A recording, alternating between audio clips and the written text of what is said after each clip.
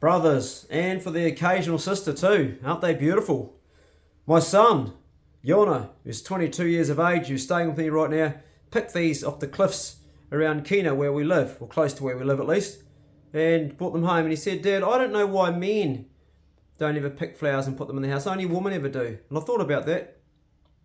He's right. I've never picked flowers and put them in the house. And he's done it, and it's sort of like, yeah, that's nice. That sparks my joy. Anyway, I thought I'd share that.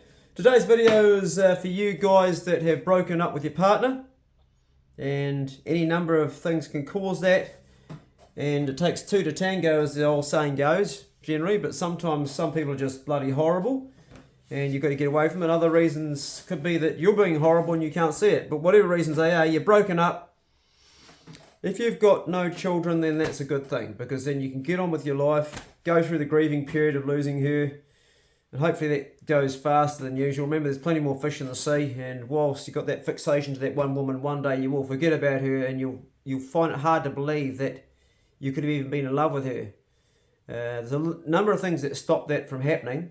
And women, it's actually one of the things that stop it in women is actually orgasm. When they sleep with another bloke and they orgasm, it actually stops, it makes them forget about their previous partners. And it's a thing of nature, a survival thing really, because they are creatures that need to have men to protect them, look after them and their offspring. So they bond when they have lovemaking and they have that orgasm, which often comes with making a child, and that's the mechanism behind that. But we're not talking about that. That's just a wee sort of case study I was actually looking at a while ago, and it was interesting too because I got to answer some questions for myself. So if you break up with somebody, you've got no kids, great, you'll get through it eventually and you'll get back on with life. But what in case you've got children and you want to be a dad and she's taken the kids? Been there, done that, got the t-shirt, survived, and today I've got a son that brings me flowers. And I've got a daughter, two daughters, but one that is constantly in contact with me. My other daughter is not so much. And that's simply because I was a donor for the mother. I was a sperm donor, so I'd never had the bonding. So I've got a biological daughter who I actually love very much too, but I just don't get to see her like my daughter that I raised. Bit of complication there, but it helps paint a picture so you can sort of understand where the story's going. So my kid's mum took her children to the North Island, and she lived up in Paikakariki, and man, did I go down a dark hole. Boy, did I struggle with that. All I wanted to be was to be a dad. It was hard enough that the woman I loved had left me and was with someone else, but on top of that, the children were gone and I missed them. Lucky for me, I had a partner, an ex-partner by this stage, that said, hey, come up and stay, and they had a caravan I stayed in, and they allowed me to see my children. So I would visit every 4 weeks or 6 weeks or how much I could afford.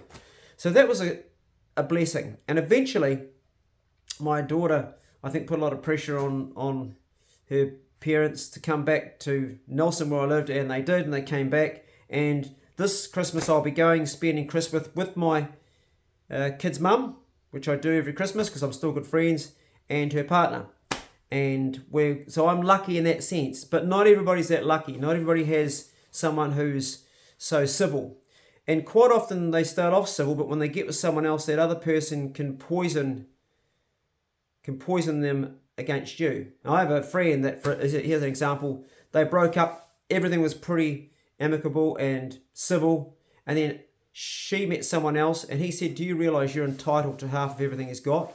And he had a farm in the North Island, and she's thought about it. And he was the one that put the idea in her head, and she came back a year and a half later with a lawyer and took half his farm, which she did. And that was something which she wouldn't have normally done, but he was greedy. And you know what? Him and her broke up about 3 years later, and he took a percentage of that. So do the math on that one there. If you have the unfortunate situation where she's not being civil, she's not being amicable, she's taken the kids and she's just being a downright bitch, then all I can say is this: whatever ever happens whenever you have your children with you or how you're communicating with them, never say anything bad about their mother.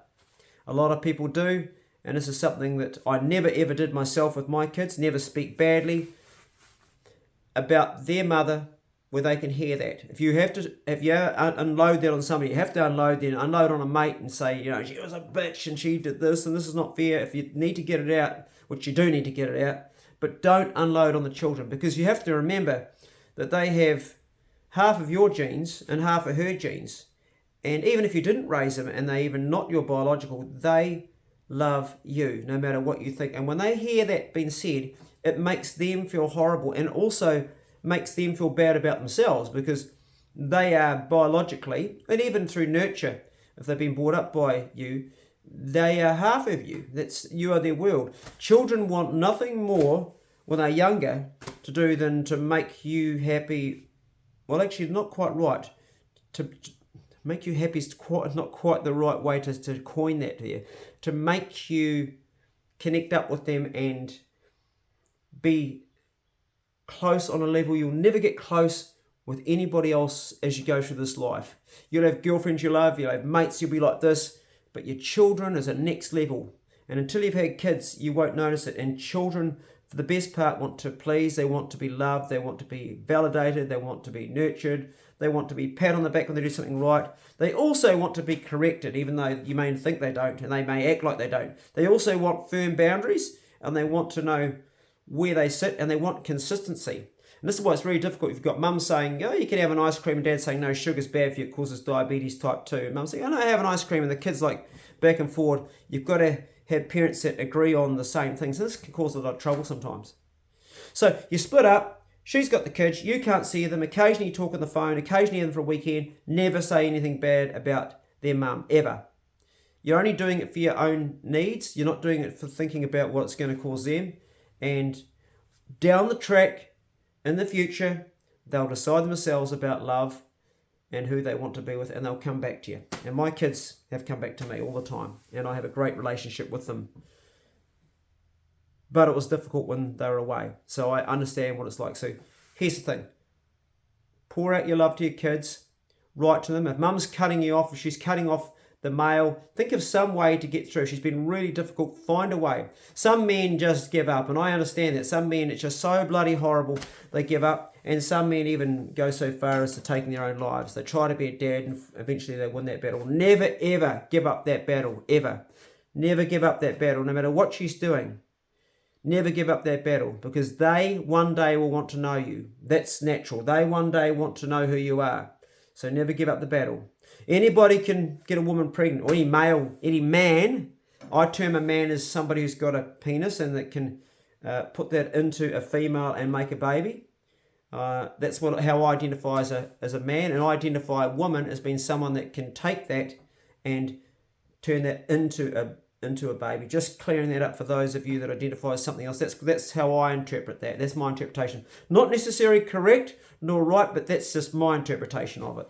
I could be wrong, but I'm always prepared to be wrong and always prepared to be proved wrong, but that's how I decipher who's a male and female. So that process that goes on that creates that child at some stage is going to want to know a lot about the man, the father, and if he's separated from him. But that father has to be proactive at being in that child's life. So going off and just putting your dick into somebody else and making a baby and going away is probably the most irresponsible thing that you could do if you're not prepared to support that woman during those years of raising that child in a financial way and also in a physical way. That's our job as men, and it's also to protect that woman and keep her as happy as you can and support her, because she's got the emotional job of raising children. And if you ever raised a child by yourself, it's a bloody hard job. I would much prefer to go out and do haymaking all day or shearing or work in the forestry than raise a child. Raising a child is emotionally draining and hard work. I don't care what anybody says. It's fucking hard work.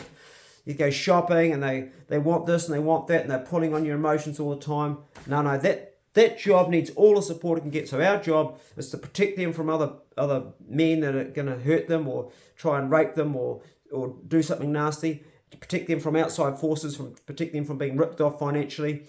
Look after their all the jobs that physically a man can do easier than they can do. Unless you've got someone who's really strong that can do those jobs, because there's plenty of women that can. And really step up in that department. It's not about what you can get. I can get sex, I can get food. It's about what you can give. And then you create this structure that's a family that's going to be like strong. Now, when that gets torn apart, as it does when you break up, that's where you don't get a chance to do all those things that you naturally want to do.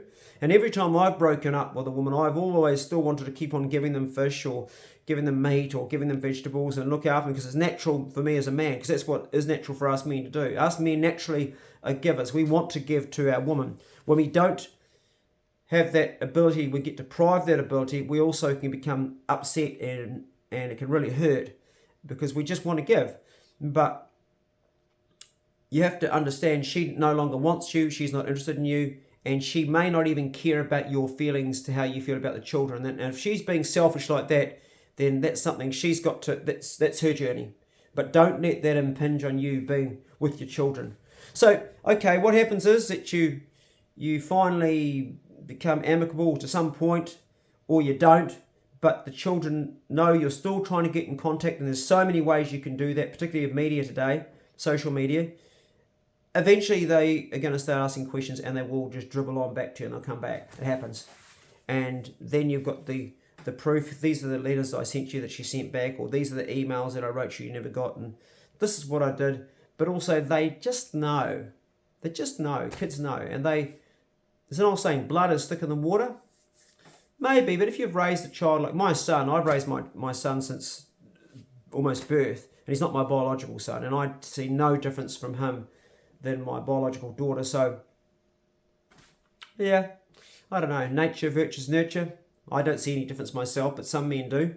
Maybe when they're very young, there's a difference. Maybe when they're very young, when he was young, I was like, I'm not sure about raising this other man's child, but then I started to bond and connect and love, and then it was like, nah, I'm here for the long term. And then when she left me, when he was only like 4 or 5, I was like, the bond was there. I'm not. He's still there today. I talk to him every day. Every day, tell my children I love them and I'm proud of them. So that bond is sealed. The cogs have turned one way, they can't turn back again. Anyway, just my experiences with my journey, with my own children and separation, and everybody's journey is different. Everybody has different past experiences. Everybody's raised differently, so they have different tools. My tools were pretty bare when I started being a dad. I was a crap father to begin with, absolute rubbish father. I learnt to be a dad, and it's taken me a lot of years. I'm still learning to be a dad. But I wanted to share that with you men, particularly you younger men who are starting off with a family, about how to go through this horrible situation. Remember, eventually it will find its natural balance. The fabric will stretch back to where it needs to be, and love will win over fear and hate every time. And you'll be sweet as, bro. Go steady, check on a brother, and we're getting into the mad season, Christmas. It's not all about buying presents, it's about spending quality time with the people you love. Okay, we'll see you next Bro Check Club video. See you later.